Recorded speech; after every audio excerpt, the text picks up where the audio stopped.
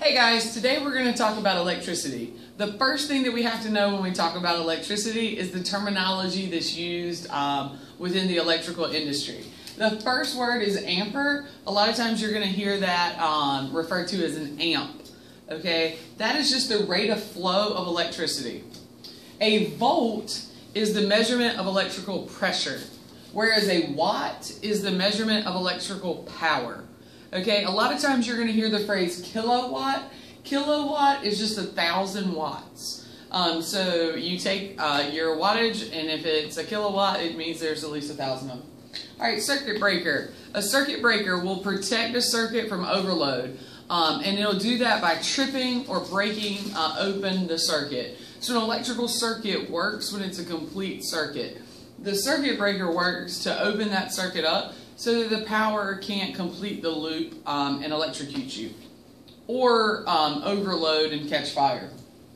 A fuse also protects circuits from overload. The way a fuse works, though, is that there's a little metal strip within a fuse, and when there's overload, that metal strip will melt, and that will break the circuit as well. A lot of your cars will have fuses.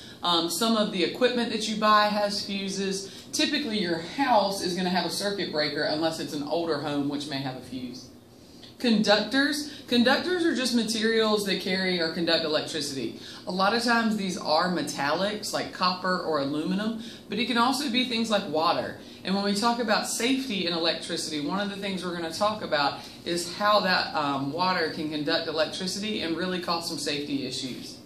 An insulator is something that does not conduct electricity. So these are things like rubber or plastics, and we use those to insulate that wire so that you don't get shocked by touching the wire. The hot wire is just a current carrying conductor under electrical pressure, whereas a neutral wire, it's a current carrying conductor, but it's not under electrical pressure. Your ground wire is a conducting wire that transmits current to the earth and minimizes the danger of electrical shock. Some things will have a ground wire. Some pieces of equipment, this ground wire will be tied to a ground rod that's physically a copper rod driven into the ground to really make sure that if anything happens that the power goes to the earth and not to its surroundings.